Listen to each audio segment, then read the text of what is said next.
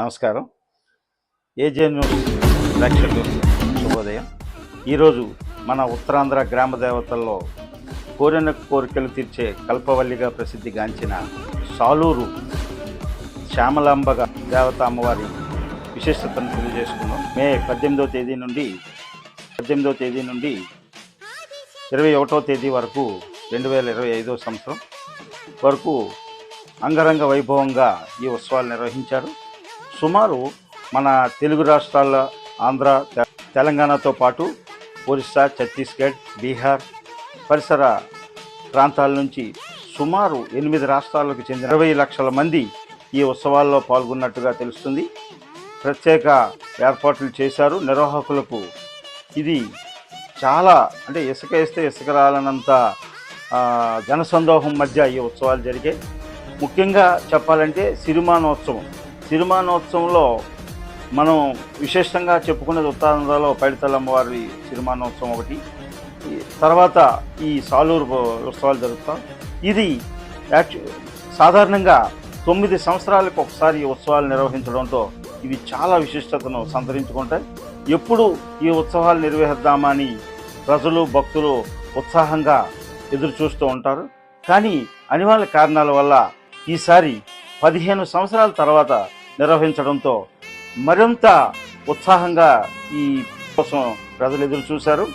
ఎందుకు ఈ 15 సంవత్సరాలు అంటే ఈ 9 సంవత్సరాలు నిర్వహించవలసినది ఏంటంటే కరోనా కారణంగా, అలాగే గత కారణాల వల్ల లేట్ అయ్యి 2025లో తలపెట్టారు. నిజంగా చాలా అద్భుతంగా దీన్ని ముగించారు. సాలూరు గ్రామం చిన్న విస్తీర్ణంలో 60,000 నుంచి 1,00,000 జనాభా కలిగిన ప్రాంతం. వాళ్ళ జనసంబంధానికి ట్రాఫిక్ సమస్యలు తీవ్రంగా ఉంటాయి. అటువంటిది అదనంగా 20 లక్షల మంది ప్రజలు 4 రోజుల పాటు ఈ ఉత్సవాలు తిలకించారంటే జనసందోహం అక్కడ నడిచిందో అమ్మవారి విశిష్టతను అర్థం చేసుకోవచ్చు. ముఖ్యంగా అమ్మవారి చరిత్ర తెలుసుకోవాల్సిన అవసరం ఎంతైనా ఉంది.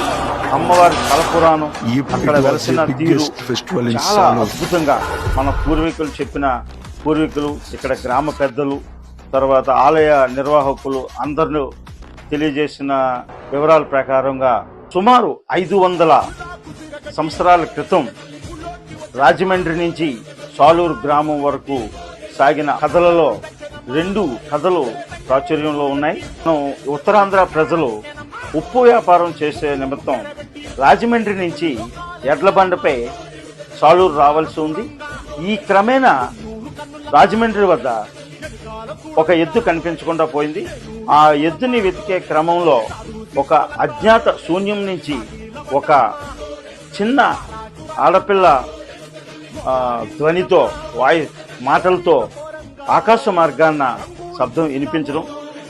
అది ఎలా ఉందంటే, మీరు చింతించవద్దు, ఇక్కడి నుంచి ఎలా వెళ్ళాలని నేను మీకు అండగా ఉంటాను, మిమ్మల్ని రక్షిస్తాను, ఒంటెద్దుతోనే ప్రయాణించండి, మీరు తప్పకుండా నా మీద నమ్మకం ఉంచి మీరు ప్రయాణం చేస్తే మీ గమ్యస్థానమైన సాలూరు చేరుకుంటారు అని భరోసా ఇవ్వడంతో, తల్లి నీవు ఎవరు, మాకు అజ్ఞాతంలో ఉండి సందేశాన్ని ఇచ్చావు, మేము నిన్ను నమ్మి ఎలా ప్రయత్నించాలంటే నాపై విశ్వాసం ఇచ్చి నాకు వెళ్ళండి, మీరు తప్పకుండా చేరుతారంటే మనీ ఇచ్చిన అమ్మాయి వాయిస్ మీద గౌరవించి వాళ్ళు అక్కడి నుండి ఒంటెద్దుతోనే ప్రయాణించి విజయవంతంగా వాళ్ళ గమ్యస్థలమైన సాలూరు చేరుకోవడంతో వారి ధ్వని ప్రసరించిన అమ్మాయి మీద ప్రగాఢ విశ్వాసం పెరిగింది. ఇంకొద్ది రోజులు గడిచిన తర్వాత అక్కడ ఒక గాజుల వ్యాపారి వీధుల్లో తిరిగి గాజుల వ్యాపారం చేస్తుండగా ఒక కిటికీలో నుంచి ఒక శబ్దం, ఏ గాజుల అబ్బాయి ఇటురా, నాకు గాజులు కావాలి అని 2 చేతులు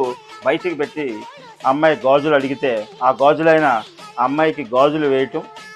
డబ్బులు అడగ్గా మా తల్లిదండ్రులు పనికి వెళ్ళారు, నన్ను ఇంట్లో పెట్టి తాళం వేశారు, సాయంత్రం వస్తే వారిని అడిగి నీ డబ్బులు నీకు ఇప్పిస్తానని చెప్పడంతో అతను విశ్వాసం ఉంచి అక్కడి నుంచి వెళ్ళిపోయి తిరిగి సాయంత్రం వచ్చి అతను వ్యాపారం ముగించుకొని వచ్చి డబ్బుల కోసం వచ్చి చూడగా అక్కడ అమ్మాయి లేదు. ఆ ఇంట్లో ఉన్నవారిని అడిగితే వారు ఇతనిపై హాస్యంగా నవ్వుతూ, మాకు అమ్మాయిలే లేరు, కూతుళ్ళు లేరు, నువ్వు ఎవరిల్లు అనుకొని ఎవరింటికి వచ్చావో, నీళ్ళు కాదంటే కాదమ్మా, నేను నమ్మకంగా చెప్తున్నాను, ఈ ఇల్లే అని చెప్పడం.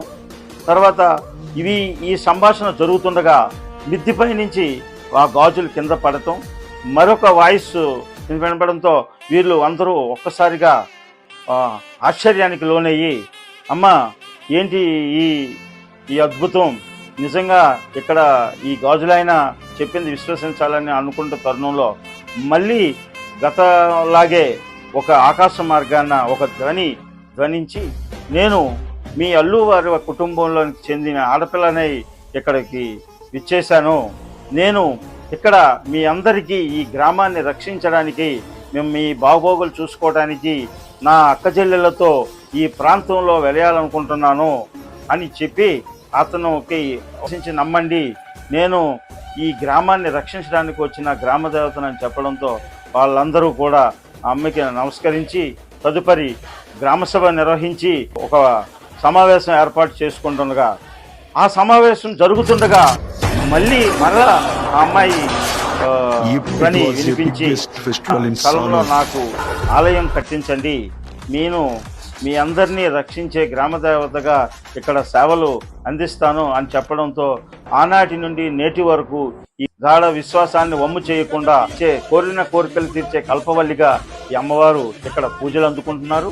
అక్కడ నాడు చిన్న దేవాలయం ఈరోజు చాలా అభివృద్ధి చెంది అది మరింత విశేషంగా పూజలు జరుపుకోవడం, దాదాపు 20 లక్షల మంది ఈ ఉత్సవాలకు హాజరయ్యారంటే అమ్మవారు ఎంత ప్రసిద్ధి చెందిన అమ్మవారో మనం ఇట్టే అర్థం చేసుకోవచ్చు. అలాగే కరోనా లాంటి విపత్తుల్లో కూడా అమ్మవారు ఇక్కడ ఈ గ్రామాన్ని సురక్షంగా రక్షించిందని ఇక్కడ ప్రజల ప్రగాఢ విశ్వాసం. ఈ నమ్మకం మళ్ళీ వచ్చే ఉత్సవాల్లో మరింత శోభ సంతరించుకునేలా ఆకాంక్షిద్దాం. ఏజే ప్రేక్షకులకి, ఏజే యాజమాన్యానికి అందరినీ కూడా రక్షిస్తుందని ప్రగాఢ విశ్వాసం. కృతజ్ఞతలు. Thank you.